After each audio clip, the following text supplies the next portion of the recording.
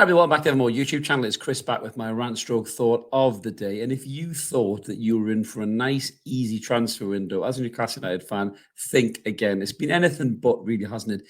A pretty disastrous, rubbish transfer window so far. Signing players that you look at and you go, really? Is that who we're signing? Sold exciting young players, not really bought a first team starter in. We've all hedged our bets really on Marc Guehi being done. That looked to be the player that Eddie Howe wanted. That looked to be the player that we were going to get. We were paying over the odds for him. Yes, it looked like we were going to, but my word, this has taken a turn for the worst because it looks like the Marc Guehi deal is done, dusted, finitoed, finished. Newcastle are walking away from this deal. What has happened to this deal? So let's get stuck into this. So apparently, Newcastle had bid, I think it was 65 million plus 5 million in add-ons for Marc Guehi, and that looked like it was going to be accepted. And apparently, Steve Prick Parish, who makes Daniel Levy look like a fucking Oxfam charity shop, decided that because there was an injury to his teammate Shadi Riyad, I think got a knee ligament injury, he wanted more than 70 million quid for Marc Guehi. So the price has gone up again.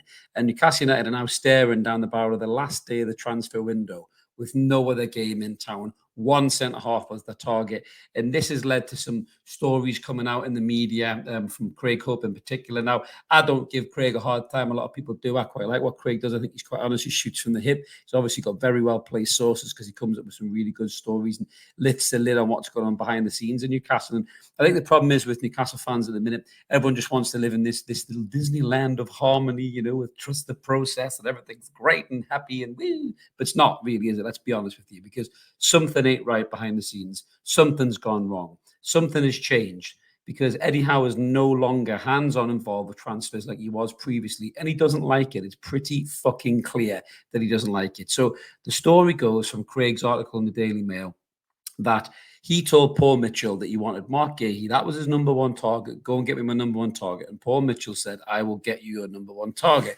I'm not going to give Paul Mitchell a hard time. He's just walked in through the door. He's got good pedigree. He's worked with great clubs before. He's probably not really come up against a complete fucking bell end like Steve Parish in a situation like this. He was just greedy and stupid too many times. And then if that does happen, you know, he's able to go, well, you know what, Parish, fuck you. We're going to walk away because we've got 4 of the targets we're looking at, and you can just fucking swivel and you lose your guy for half the price a year later or fuck all 2 years after. But apparently, if it's led to believe what Craig has wrote in his piece, Eddie Howe does not want that. It's either Marc Guehi or nobody else. And apparently this is where Eddie Howe and Mitchell are not singing off the same hymn sheet. Mitchell wanted to have a couple of different alternative options. He wanted, you know, variation of options. He didn't just want to put it all on one player. And Eddie said, no, I want that player and nobody else. And if that is true, these are the first real cracks coming through of this new foundation. The summer has not really been settled. You know, we had the Eddie Howe England speculation. I'm going to come back to that in a second because my brain is starting to tick away on this. I may be being tinfoil hat and tin of beans and me bunker in the back garden, but bear with me. I'll get into it in a second. So there was that. You know, there was the scramble for the PSR deadline when nobody seemed to have a fucking clue what they were doing. Alexander Isak was apparently up for grabs. Anthony Gordon was up for grabs. Now, the good news about Anthony Gordon sounds like we are going to keep him and there's going to be a new and improved contract after him, which is great. That's the best thing the club can do. The fact that Liverpool just signed Chiesa for under 11 million quid, cough, Newcastle, where the fuck were you? But again, who's to blame for that? Is it Eddie Howe? Or is it Mitchell? I don't know. Will we ever know? Fuck knows. Will it come out and tell us? We don't know. You know, so let's just wait and see what happens when the window finishes on that regard. But that's good news. It looks like Gordon is staying, but he shouldn't have been unsettled in the first place. We don't know what the fuck went wrong there. Whether that was the current board or the previous ownership that fucked that up. Who knows?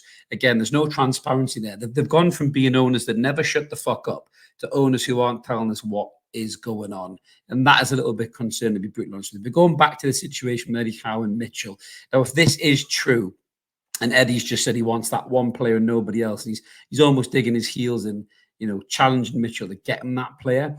If Mitchell can't get him that player, I don't know who's going to feel the heat of the pressure more, because this is now a modern day football hierarchy that Eddie Howe has to learn how to work within. He doesn't like it. Eddie Howe's only really had 3 jobs, I think, in the whole football managerial career.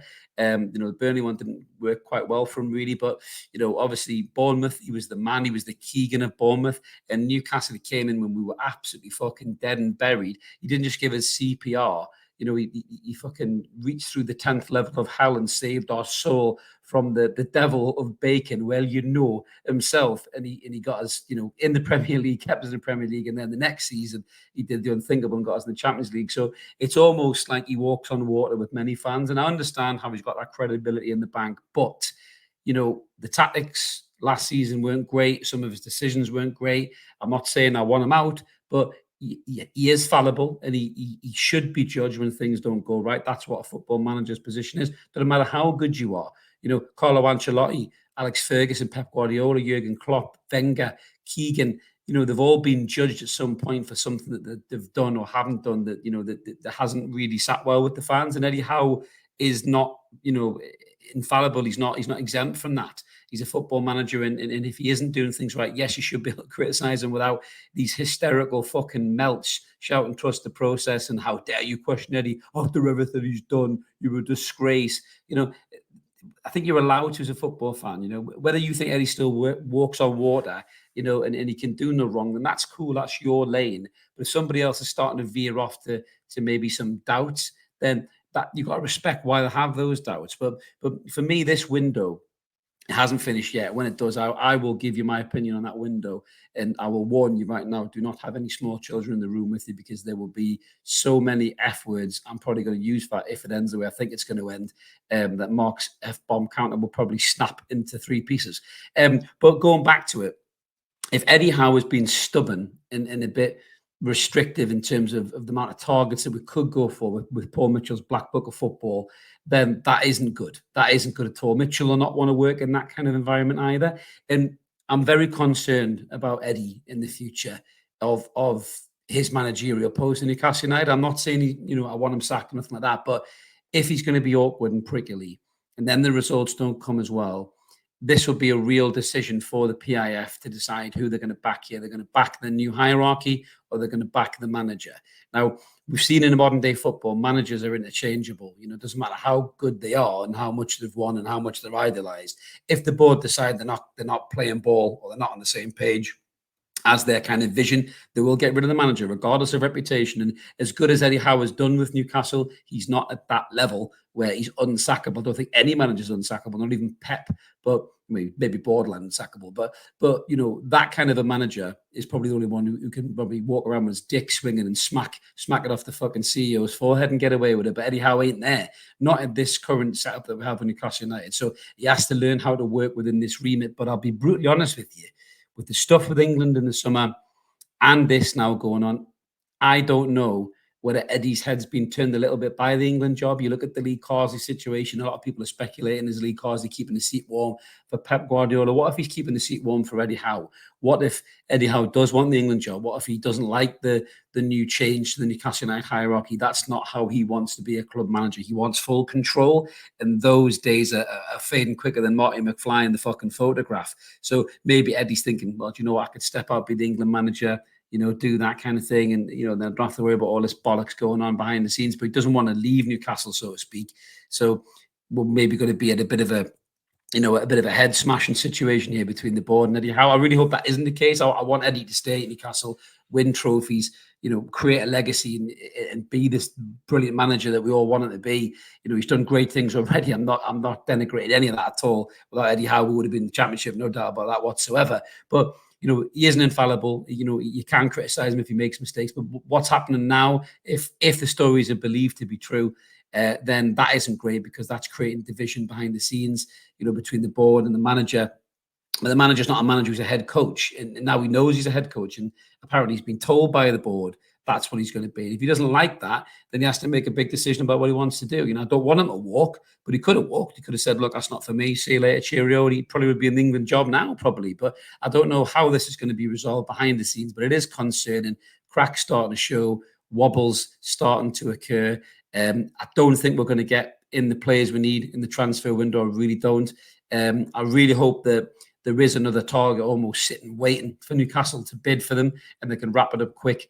And maybe there'll be enough money left over for a right wing or a loan to buy deal or something. And if you get 2 good players in, then that's great, and we strengthen the squad in key areas, and we might be okay moving forward. But I think what it's shown already is that people aren't on the same page at the football club. The head coach, the manager, the board, the sporting director, they're not on the same page at all, and that is concerning for the long term, because the likes of Paul Mitchell's work with managers who understand this modern day hierarchy of football. They understand that the head coach and the sporting director signs the players, and then they work with the players. So you think about someone like Nagelsmann, who worked with Mitchell at Leipzig.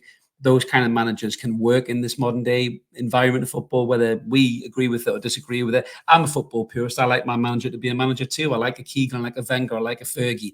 I like an Eddie Howe at Bournemouth.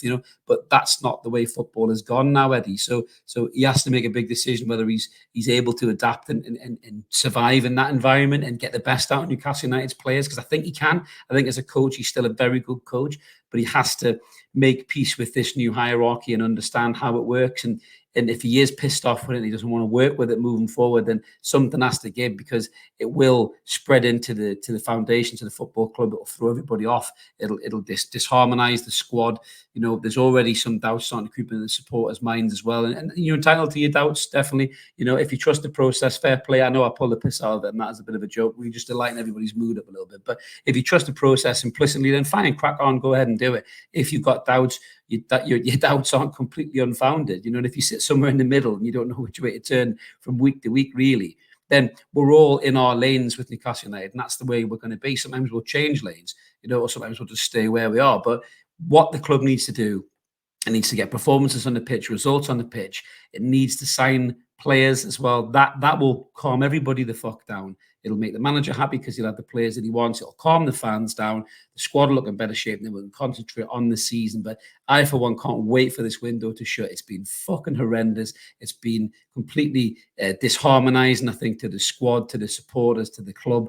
It's put us in newspaper columns that we don't want to be in, really, stuff that Newcastle used to be involved with, politics and squabbling and all this kind of shit that hasn't been there for 3 years. It's just been this pure unity and togetherness. It's ironic that when Amanda Staveley and Murdoch Gadusi leave the building, that seems to leave with them. So I'm just saying, sometimes there's no smoke without fire, guys. But let us know in the comments below what you think about this situation with Marc Guehi. I mean, they need to walk away from this Newcastle. They can't let Steve Parrish take the piss any longer. The deal is on the table. Take it or leave it, mate. Fucking see you later. Get another target, and that's my opinion. But let us know what you guys think in the comments. We always like to hear from you. If you haven't already, smash subscribe, come and join us, help us get to 9K. We really love you to get us there. And we will come on and do a reaction video for when the window is officially closed. Give you our opinion on it. We've got the preview coming for Spurs. I'll be back for the post-match on the Sunday for Spurs as well. Be a tough game for Newcastle United. If it's off the back of a flat transfer window, we need a win to keep the spirits up, but it ain't going to be easy, guys. But keep it evermore until then. Let's hope we get some players in before that deadline. Have a belter. We'll see you later.